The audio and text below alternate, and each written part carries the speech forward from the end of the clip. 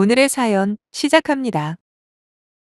저는 현재 이혼 서류 접수해놓고 이제 나저제나 하루빨리 돌싱이 되기만을 기다리는 30대 중반 직장 여성입니다.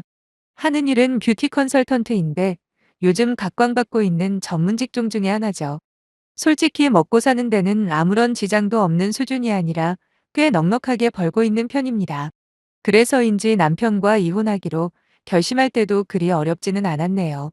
당연히 결혼할 때야 웬만큼 안 맞아도 현명하게 대처하겠다는 마음이었었지만 이건 제가 참고 넘길 만한 문제가 아니더라고요.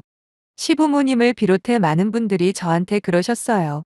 시누이 하나 때문에 이혼하는 게 말이 되냐고요. 근데 저는 그렇게 생각하지 않습니다.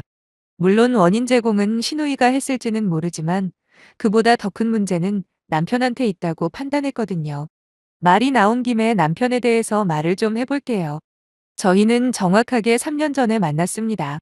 저와 가장 친한 친구가 당시 남편이랑 같은 회사를 다녔었는데 그 친구는 이미 결혼을 한 상태였어요. 그런데 언젠가부터 자꾸 저한테 딱 맞는 남자가 있다는 거예요. 자기가 장담하는데 저와 그 남자만큼 잘 어울리는 커플이 없을 거라면서요. 그래서 믿져야 본전 아니겠냐는 마음으로 나갔는데 그때 상대가 바로 남편이었죠. 워낙 기대를 안 하고 나간 자리라 그런지 제 예상보다 훨씬 괜찮은 남자처럼 보이더군요. 남편도 마찬가지로 저한테 관심이 있었고요. 남편의 애프터 신청 이후 저희는 몇 번의 만남을 가지다 마침내 사귀는 사이가 되었습니다. 그 후로 1년 반이라는 시간 동안 사랑을 키워갔죠. 남편이 결혼하자고 처음 말을 했을 때 저는 전혀 놀라지 않았어요. 왜냐하면 그 무렵 저도 나이가 있다 보니 은근히 남편이 청혼해 주기를 기다렸거든요. 참고로 저는 남편보다 2살이 많습니다. 조금 있다가 말씀드릴 남편의 누나, 그러니까 시누이와 동갑이죠. 아무튼 저나 남편 모두 경제적으로는 어느 정도 여유가 있다 보니 특별하게 부딪히는 일은 별로 없이 결혼에 무사히 골인을 했어요. 사실 남편과 결혼을 결심하는 데 적지 않은 영향을 준 건 아이러니하게도 시누이의 존재였습니다. 그 이야기를 하기 전에 일단 저희 엄마 이야기를 먼저 해야겠네요. 저한테 있어서 시누이라는 단어는 처음부터 끝까지 부정적인 이미지뿐입니다. 왜냐하면 제가 어릴 때부터 엄마가 고모에게 당하고 사는 걸 쭉 지켜봐 왔기 때문이죠. 아빠는 사람 좋고 성실한 분이긴 해요. 하지만 정작 친가 식구들과 관련만 되면 아무 말씀도 못 하시는 그런 분이기도 합니다. 덕분에 엄마만 항상 마음고생을 하셨는데 가장 결정적인 원인 제공자가 바로 아빠의 여동생인 고모였죠. 저희 엄마는 결혼하고 전업주부로 평생 살고 계세요. 아빠는 작은 회사를 운영하고 계시고요. 사실 말이 작은 회사지 매출 규모만 보면 나름 알짜배기 회사거든요. 그래서 저는 어릴 때부터 돈 걱정 같은 건 해본 적도 없이 자랐습니다. 뭐 그렇다고 무작정 흥청망청 돈을 쓴 건 아니지만 어딜 가도 부잣집 딸이라는 소리는 꼭 한 번씩 듣기는 했어요. 그러니까 제가 하고 싶은 말은 아빠의 수입만으로도 생활이 넉넉했다는 소리입니다. 하지만 고모의 눈에는 그게 아니었나 보더라고요. 고모는 초등학교 앞에서 분식집을 하고 있는데 집에서 살림만 하는 저희 엄마를 늘 못마땅해 했거든요. 명절이나 온 친척들이 한 번씩 모일 때가 있잖아요. 그러면 저희 엄마를 못 잡아먹어서 안달이셨어요. 신랑이 벌어다 주는 돈만 가지고 편하게 산다느니 자기 오빠한테 그만 부담 주고 일 좀 하라는 막말을 수도 없이 퍼붓곤 하셨죠. 제가 아빠한테 유일하게 불만인 게 바로 이 지점입니다. 남편이 되어가지고 자기 아내라 그딴 소리를 듣고 있으면 적극적으로 나서줘야 정상 아닙니까? 근데 아빠는 당신도 듣기에는 불편했는지 엄마가 구박을 받을 때면 늘상 자리를 피하시거든요. 오죽하면 초등학교 저학년인 제가 엄마 편을 들면서 고모한테 집에 가시라고 울며 불며 난리를 피웠겠어요. 그 후로 한 살 한 살 먹을수록 저는 조금씩 강하게 고모한테 반발을 했습니다. 당연히 아빠가 저를 말릴 때도 있었지만 저는 절대로 고집을 굽히지 않았어요. 오히려 아빠도 그러는 거 아니라면서 엄마 하나 못 지켜줄 거면 결혼은 왜 했냐는 말까지 했네요. 결국 제가 있을 때만큼은 고모도 말조심을 하기 시작하더라고요. 그런 경험들 때문인지 저는 남편이 자신의 가족 이야기를 해줄 때마다 시부모님보다 오히려 시누이에 대한 이야기에 더욱더 민감하게 반응을 했습니다. 하지만 들으면 들을수록 안심이 되더군요. 왜냐하면 당시 남편 말에 따르면 시부모님과 시누이는 거의 남남처럼 지내고 있었거든요. 그렇게 된 데에는 전적으로 시누이의 잘못이 컸는데 일단 이혼하기로 마음먹은 지금 상황에서 제가 못할 말이 뭐가 있겠어요? 제가 살아오면서 시누이 같은 꼴통은 본 적이 없습니다. 파렴치한 성격은 둘째치고라도 기본적인 마인드 자체가 글러먹은 인간이에요. 다들 취집이라는 말을 아실 겁니다. 돈 많고 자기 말 잘 듣는 남자 하나 만나서 시집만 잘 가면 된다는 뭐 그런 뜻인데 저희 시누이가 딱 그런 인생을 살아왔더라고요. 거기다 얼굴이나 몸매는 반반하니 주위에 꼬이는 남자들은 제법 많았다고 해요. 하지만 연애라는 게 그렇잖아요. 상대방이 좋으니까 자꾸 만나고 싶은 거고 그렇게 서로에 대한 애정을 키우다 결국 결혼까지 하는 거 아니겠습니까? 근데 시누이는 아예 남자를 선택할 때부터 무조건 능력만 보고 만났대요. 성격이나 외모 이런 건 아예 따지지도 않았다는데 목적은 딱 하나였죠. 돈 많은 남자 잘 물어서 팔자 고치겠다는 거요. 남편 말에 의하면 신우가 고등학교 때 공부를 어지간히 못해서 대학을 안 가려고 했답니다. 하지만 남들 다 가지고 있는 대학 졸업장은 있어야 하지 않겠냐는 시부모님의 강요에 모시겨 지방에 있는 전문대학에 진학을 했고요. 통학이 아예 불가능할 만큼 먼 곳이라 시누이는 자취를 하기 시작했는데 그때부터 수시로 남자들을 갈아치우며 남편감을 찾기 시작했다네요. 여러분들도 믿기지가 않으시죠? 어떤 스타일로 연애를 하던 솔직히 그건 개인의 자유라고 저도 생각합니다. 근데 자기 능력을 키울 생각은 안 하고 오로지 상대 배우자의 능력이 탐나서 연애를 한다는 게 너무 구차하고 추잡하지 않습니까? 그것도 한창 꿈만을 나이인 20대 초반부터 말이죠. 그 후로 시누이의 연애사는 입에 담기도 힘들 만큼 지저분하고 더러운 이야기들 뿐이네요.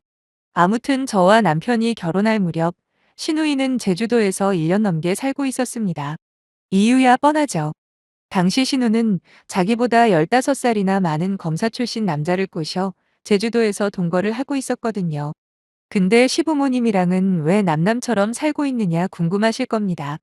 그건 바로 대학교도 제대로 졸업 안 하고 중간에 그만둔 시누이가 직장 생활은커녕 수시로 용돈을 타갔대요. 시부모님 두 분 다 경제적으로 여력이 있으시다 보니 처음 몇 년간은 지원을 해주셨다 하더라고요. 하지만 그것도 어느 정도지. 그저 남자 하나 꼬셔서 결혼할 생각만 하는 시누이에게 결국 정이 떨어졌답니다. 아무리 타이르고 충고를 해도 들어먹지 않으니 결국 금전적인 지원을 끊어버리신 거죠. 시누이는 그런 시부모님에게 삐져서 집을 나갔고 그렇게 이 남자 저 남자 거치다가 제주도까지 가서 살고 있었던 거예요. 솔직하게 말씀드려서 저는 시부모님의 결정이 100번 만번 옳다고 생각하는 사람입니다. 아무리 자식이라도 끝까지 말 안 듣고 정신 못 차리면 받아주는 게 오히려 더 독이 된다고 생각하거든요. 거기다 이번에 제주도에 내려가면서 시부모님을 비롯해 친척들한테까지 돈을 빌려서 갔답니다. 이번에 거의 10번이 넘는 동거라는데 무조건 결혼할 거라고 호언장담을 했다네요. 하지만 제가 보기에는 그런 마음가짐으로 결혼까지 성공한다 해도 그게 얼마나 갈까 싶었네요. 아무튼 시부모님은 상견례 자리에서도 당신들에게 내놓은 딸이 한 명 있긴 하다고 하지만 결혼식에 안 올지도 모른다며 솔직하게 말씀을 하시더라고요. 실제로도 저희 결혼식에 시누이는 불참을 했습니다. 축의금 10만 원 보낸 게 전부였고요. 그런 상황이다 보니 다른 문제 때문이면 몰라도 설마 시누이 때문에 제 결혼 생활이 위기를 맞을 거라고 차마 예상할 수가 없었죠. 하지만 남편과 신혼 생활을 시작한 지 6개월 만에 시누이가 돌아왔습니다. 그것도 완전 만신창이가 돼서 말이에요. 자세히는 물어보지 못해서 모르지만 남편 말로는 신우와 같이 사는 남자에게 다른 여자가 생겼답니다. 그것도 신우보다 더 어리고 예쁜 여자였대요. 사실 신우이 나이가 저랑 같다고 했잖아요. 나이 30 중반에 무조건 돈만 보고 남자를 꼬시는 게 쉽지만은 않았을 거예요. 그렇다고 자기 스스로 돈을 번다거나 뭔가 내세울 만한 게 있는 것도 아니니 단물 빠진 껌처럼 버림을 받은 거죠. 그래도 자식이라고 시부모님은 모질게 내치지는 못하셨고 그렇게 시가에서 시누이가 지내기 시작하면서 저와의 갈등이 불거지게 된 겁니다. 시누이는 입에서 나오는 대로 짓거리는 타입이에요. 상대방의 기분 따위는 전혀 고려하지를 않죠. 저도 처음엔 많이 참았어요. 살림하는 거나 부부관계에 대해서 시덥지 않은 잔소리를 할 때도 비록 나이는 같지만 엄연히 손윗사람이라 생각하고 좋게 받아들이려고 했습니다. 당연히 등신처럼 무조건 내내하지는 않았어요. 제 나름대로 조리 있게 바로잡을 건 잡아가며 아슬아슬한 선을 유지하고 있었는데 문제는 신우와 저 사이에서 갈팡질팡하는 남편이었더군요. 막말로 나라님도 없는 자리에서는 욕할 수 있는 게 대한민국 아닙니까? 그러니 신우가 저 없는 데서 무슨 소리를 하던 제 귀에만 안 들리면 저는 상관없다고 생각하거든요. 하지만 자꾸 신우가 저에 대해 하는 말을 남편이 전달을 하더라고요. 도대체 무슨 생각으로 그 이야기를 전달하는 건지 납득이 안 돼서 한 번은 세게 뭐라고 한 적이 있습니다. 당신 누나랑 내가 싸우기를 바라는 거 아니면 혼자만 알고 있으라고 했죠. 한동안 잠잠하더군요. 그런데 어느 주말 새벽에 신우이가 완전히 술이 떡이 돼가지고는 저희 집에 찾아온 적이 있어요. 저보고 남편한테 똑바로 하라면서 얼마나 고래고래 소리를 지르던지 아주 동네망신이 따로 업었네요. 이쯤에서 신우이가 왜 저보고 남편한테 똑바로 하라고 했는지 상황을 설명을 좀 해드려야 할 것 같은데 제가 남편보다 수입이 훨씬 많습니다. 대신에 퇴근 시간은 2시간 정도 늦는 편이고요. 남편은 5시에서 6시 사이면 집에 오기 때문에 평일 저녁은 남편이 준비합니다. 대신 주말에는 제가 담당하고 있고요. 이 밖에도 빨래나 분리수거 같은 집안일들은 그때그때 시간적으로 여유 있는 사람이 하는 편인데 아무래도 남편이 할 때가 많더라고요. 친정에서도 저희 부모님께서 집안일을 나눠서 하시기 때문에 이게 불만거리가 될 줄은 꿈에도 몰랐어요. 거기다 남편이 전혀 내색을 하지 않고 오히려 자기가 먼저 나서서 해왔기 때문에 남편과 저 사이에 암묵적인 동의가 있는 줄로만 알았습니다. 근데 그게 아니었더라고요. 남편은 생각보다 마음에 안 드는 구석이 많았던 모양입니다. 뭐 사람이 불만을 가질 수 있어요. 충분히 이해합니다. 하지만 남편이 그런 불만을 제가 아닌 신우에게 전부 이야기하고 있다는 걸 알았을 때는 왠지 모르게 불쾌하고 화가 났죠. 부부가 뭔가요? 좋은 일이던 나쁜 일이던 상대 배우자에게 가장 먼저 말을 하는 게 맞는 거잖아요. 하지만 남편은 저한테는 아무런 내색을 안 해놓고 자기 누나한테 쪼르르 달려가서 미주알고주알 떠들었던 겁니다. 특히 음식 같은 경우에는 그 심각성이 더 컸는데 제가 뭘 해줘도 앞에서는 맛있다고 해줬던 남편이었죠. 하지만 신우가 난리치며 알게 된 건 매일같이 신우가 오늘은 뭘 먹었냐 확인을 해왔다는 거였고 그때마다 남편은 대부분 맛이 없다, 짜다 달다 어쩌고저쩌고 불만만 한가득 쏟아냈다는 겁니다. 신우가 남편과 나눈 이런 대화 내용들을 보여주며 저한테 아내의 돌이 운운할 때 제 기분이 어땠겠어요.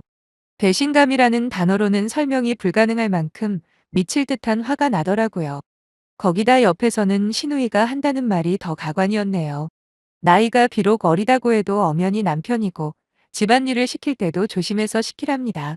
아니 시키지 말라면 말라는 거지 조심해서 시키는 건 또 무슨 뜻이랍니까? 그리고 음식 끝에 마음 상한다고 항상 남편 입맛을 가장 먼저 생각해서 요리를 하라네요. 대꾸할 가치도 없어서 그냥 무시해버렸습니다. 그리곤 남편에게 이게 도대체 무슨 일이냐고 따졌죠. 불만이 그렇게 많았는데 왜 한 번도 내색을 안 했냐고요. 그랬더니 남편이 한다는 말이 자기는 그냥 누나 기분 맞춰주려고 그렇게 말한 거래요.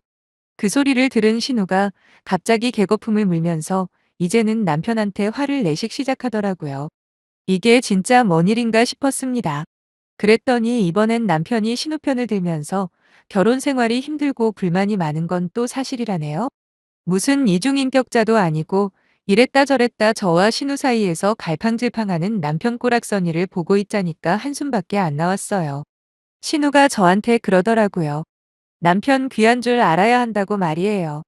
그때부터는 저도 도무지 참을 수가 없을 만큼 짜증이 밀려와서 하고 싶은 말을 막 하기 시작했습니다. 아니 시집도 안 가본 형님이 그걸 어떻게 아냐고. 하긴 같이 살아본 남자들이 한 트럭은 될 테니까. 그것도 시집이라면 시집이겠네요 라며 비아냥댔죠. 그러자 신우이가 눈이 돌아서는 저보고 약 처먹었냐고 지금 어디 윗사람한테 그따위 막말을 하냐 난리를 치는 겁니다. 윗사람이 윗사람 같아야 대접을 해주지 않냐고 바로 맞받아쳤네요. 그때 남편이 제 팔을 잡으면서 지금 자기 누나한테 뭐 하는 짓이냐입니다. 그러면서 빨리 사과부터 하라더군요. 정작 나한테는 아무 소리 못하면서 니네 누나한테 미주 알고 주 알다 일러 바치니까 좋더냐 소리를 질렀어요. 내가 왜 사과를 하냐고 지금 이 상황에서 내가 잘못한 거 하나만 대보라고 했죠. 남편은 무조건 사과부터 하랍니다. 무슨 앵무새도 아니고 제 팔을 꽉 잡은 채로 신우한테 끌고 가려고 하길래 있는 힘껏 부리쳐버렸어요. 그리고 마지막 경고라고 한 번만 내 몸에 손 떼면 나도 가만히 안 있을 거라고 그랬죠. 하지만 옆에서 계속 악다구니를 쓰며 제 욕을 하고 있는 신우가 신경 쓰였는지 남편은 제 경고를 무시하고 다시 한번 제 팔을 잡아 끌더라고요. 그래도 남편을 밀쳐버렸습니다. 어떤 상황에서도 제 편을 들어주기를 바란 건 아니에요. 하지만 누가 잘못했는지 너무도 명확한 이 상황에서조차 자기 누나만 챙기는 남편에게 더 이상 희망이 안 보이더군요. 그래서 남편에게 이혼하자 말을 했고 남편 역시 그 당시에는 그러자고 했습니다. 물론 며칠 후 저희 친정으로 찾아와 무릎 꿇고 빌긴 했지만 이미 늦은 후였어요. 나름 핑계라고 한다는 말이 자기 누나가 아직 짝을 못 만나서 그렇게 심술을 부린 거라네요. 그러니까 조금만 이해를 해달라는데 제가 그랬죠. 내가 지금 니네 누나 때문에 이혼하자고 하는 것 같냐고요. 나와 있었던 일들을 다른 사람한테 떠버린 것도 모자라서 내가 가장 필요할 때 내 옆에 있어주지 못한 바로 너 때문에 이혼하는 거라고 친절하게 설명해줬습니다. 물론 남자 하나 잘 골라서 인생 편하게 살아보겠다는 니네 누나도 정상은 아니지만 너도 그보다 더하면 더했지 절대 덜하지 않다 한마디 해버렸죠. 그 말에 자존심이 많이 상했는지 그대로 돌아가 버리더군요. 그 뒤로 딱 한 번 전화가 왔길래 그냥 불쌍한 니 누나나 챙기면서 평생 살라고 했어요. 그리고 신우한테도 전해달라고 동갑내기로서 충고하는데 인생 그렇게 막 살지 말라고 했습니다. 지금이라도 기술을 배우던 뭘 배우던 해서 자기 손으로 땀 흘려 돈 벌라고 인생 거저먹을 생각하지 말라고 했네요. 정작 웃긴 건 제 앞에서는 그날 입법석을 떨던 신우이한테서 전혀 연락이 없었다는 겁니다. 혹시라도 전화라도 오면 한바탕 퍼부어 주려고 준비 단단히 하고 있는데 말이죠. 아무튼 재산 분할이라고 할 것도 없을 겁니다. 그냥 결혼할 때 가지고 온 거 그대로 나누면 될 테니까요. 어서 빨리 홀가분하게 살고 싶은 마음뿐인데 시간이 참 안 가네요. 어차피 이혼하게 된 거 절대 후회는 하지 않으려고요. 오히려 이번 기회를 반면교사로 삼아 제 삶을 다지는 좋은 계기로 삼을 겁니다. 그럼 응원 많이 부탁드리며 여기서 줄이겠습니다. 큰 관심 감사합니다.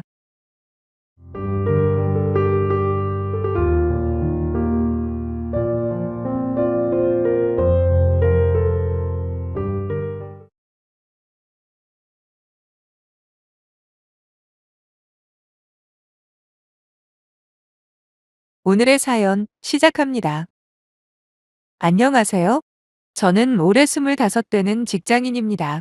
저희 언니 이야기를 좀 해보려고 이렇게 사연을 올려보네요. 얼마 전 언니가 파혼을 했거든요. 사실 언니의 남편 될 사람, 즉 그러니까 저한테는 예비형부가 되겠죠. 연애할 때부터 전 그 사람이 마음에 안 들었거든요.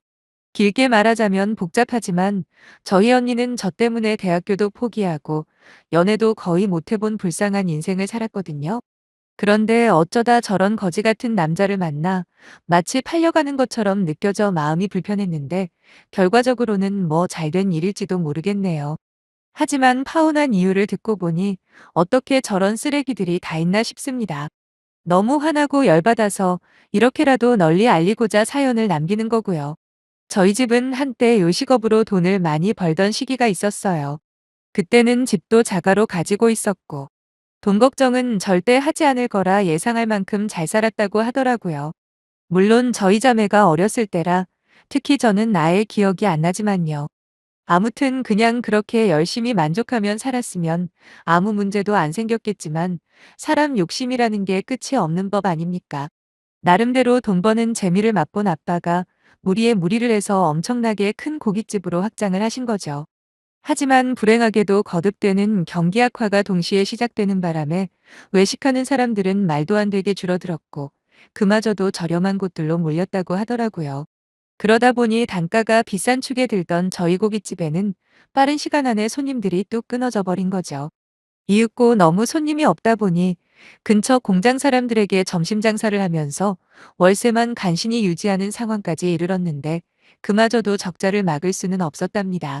그래서 개업하고 1년 만에 2억이라는 대출빚만 남긴 채 가게를 닫게 되었다고 해요. 물론 지금은 대출금 다 갚고 저희 가족도 먹고 사는 데는 지장 없이 안정을 찾았지만 한창 빚 때문에 힘든 시기에 고등학생이었던 언니는 인문계 대신 상업고등학교에 진학을 선택했죠. 왜냐하면 조금이라도 빨리 돈을 벌어 가정 형편에 보탬이 되고 싶었다고 나중에 말해주더라고요. 그나마 언니보다 6살이나 어렸던 저는 저희 집이 가세가 기울어 힘든 것도 체감하지 못하고 그저 평범하게 자랐어요. 모두 다 부모님과 언니 덕분이죠. 특히나 언니는 제가 미안하다고 말을 할 때마다 괜찮다며 저를 달래주기도 했습니다. 그러면서 저보고 너는 아무 신경 쓰지 말고 공부만 열심히 하면 되는 거야 라며 자기 쓸 돈도 없었을 텐데 수시로 저한테 10,000원, 20,000원씩 용돈도 찔러주는 착한 언니였어요. 그래서 저는 언니가 정말 좋은 사람 만나 행복하길 바랬습니다. 하지만 언니가 남자친구라고 데리고 온 그 남자는 찌질해도 너무 찌질한 인간이었죠. 한 번은 언니가 몇 년 동안 회사 내에 있는 기숙사 생활을 접고 독립을 하게 된 적이 있어요. 물론 넓고 비싼 집은 아니었지만 입사하고 쭉 동료들과 숙소 생활만 했던 언니는 이제야 자신만의 공간이 생겼다며 뛸 듯이 기뻐했고 이사하는 날 저와 언니 그리고 언니 남자친구 이렇게 셋이 모여 조촐한 파티를 열었죠. 파티라고 해봐야 거창한 건 아니고 치킨이랑 족발 같은 배달음식 시켜놓고 맥주를 마시는 정도였거든요. 한참을 먹고 마시고 있는데 갑자기 누가 문을 미친 듯이 두드리는 겁니다. 저희는 깜짝 놀라 자연스럽게 언니 남자친구를 바라봤어요. 그런데 언니 남자친구는 말로만 누구지 누구지 그러면서 정작 나가볼 생각도 안 하고 앉아만 있더라고요. 그래서 결국 제가 안전고리 걸고 문만 살짝 열어서 봤더니 아래층이라고 하면서 50은 넘어 보이는 아저씨가 서 있는 겁니다. 저희 보고 왜 이렇게 쿵쿵거리냐며 소리를 지르는데 순간 너무 무서웠어요. 하지만 저희 모두 가만히 앉아서 음식만 먹었는데 쿵쿵 소리가 났다는 건 말이 안 되잖아요? 저는 2시간 넘게 앉아만 있었는데 무슨 소리냐고 따졌죠. 그러면서 아마도 다른 집에서 그런 것 같은데 잘 좀 확인해 보시고 소리를 지르더라도 지르시라. 저희는 정말 아니라고 하고 겨우 돌려보냈는데 가만히 생각해 보니 짜증이 확 올라오더군요. 물론 남자 여자 차별하려는 건 아니지만 그래도 보통 이런 상황이면 언니 남자친구가 가장 먼저 나서야 하는 게 정상 아닌가요? 근데 아랫집 아저씨가 그 난리를 치고 돌아가기까지 자리에 가만히 앉아서 멀뚱멀뚱 구경만 하는 언니 남자친구가 저는 이해가 안 되더군요. 당시 제 남자친구였던 지금의 남편과 너무 비교가 되는 겁니다. 여자라고 무조건 보호해달라는 이야기는 아니지만 그래도 상식이라는 게 있잖아요. 저희 남편 같았으면 그런 상황에서 절대로 저 혼자 안 내보냈을 거예요. 사태가 해결되자 다시 족발을 처먹기 시작하는 언니 남친이 너무 얄미워 제가 한 소리 했습니다. 지금 고기가 넘어가냐고요. 만약에라도 이상한 사람이었으면 어쩔 뻔했냐. 그리고 이제 계속 여기서 살아야 하는 언니가 걱정도 안 되냐 했더니 글쎄 뭐라고 대답하는지 아세요? 그런 건 집주인이 알아서 해결해야 하는 거랍니다.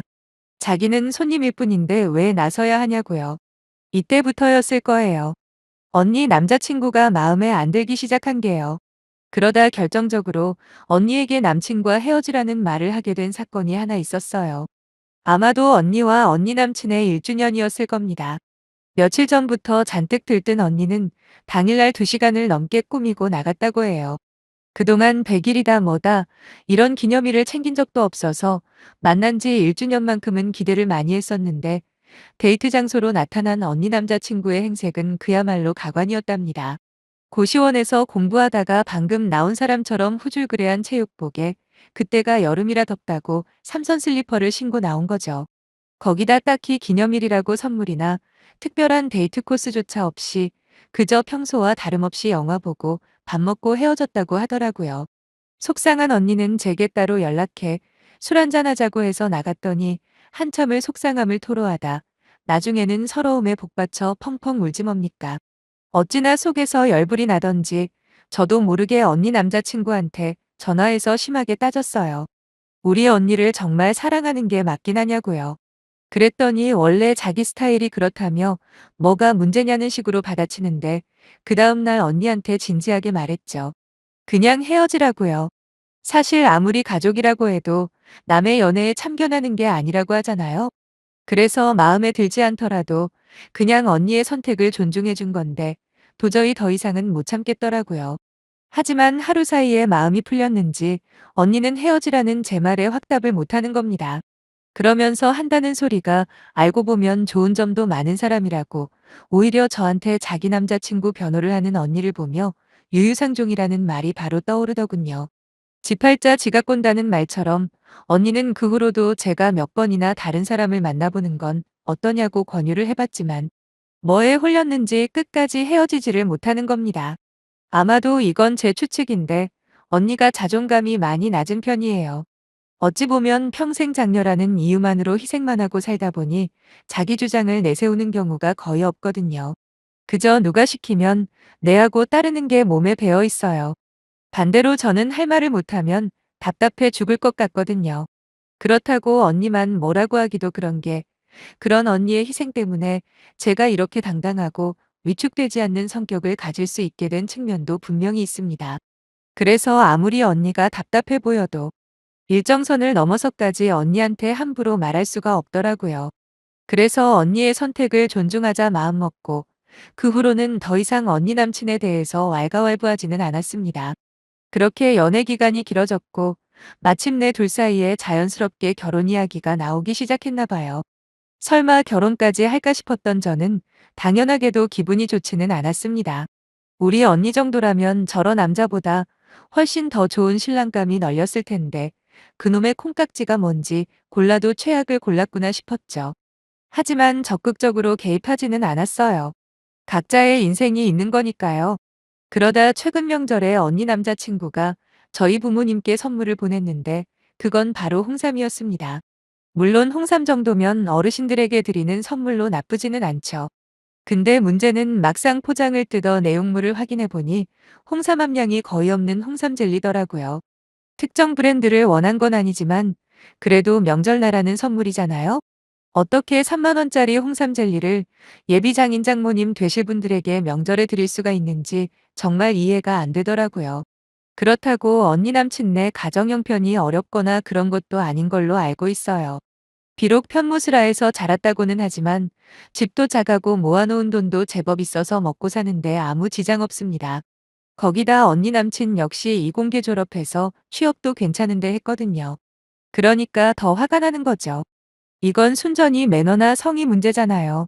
어처구니가 없긴 했지만 이때까지만 해도 제가 부모도 아니고 동생 된 입장에서 이 결혼은 반대다 이렇게 말하기도 좀 그렇더라고요. 그래서 저는 큰 결점 같은 게 하나 발견돼서 차라리 파토라도 났으면 좋겠다는 생각만 하고 있었습니다. 그렇게 어영부영 시간 보내다가 결국은 상견례 날짜까지 잡혔습니다.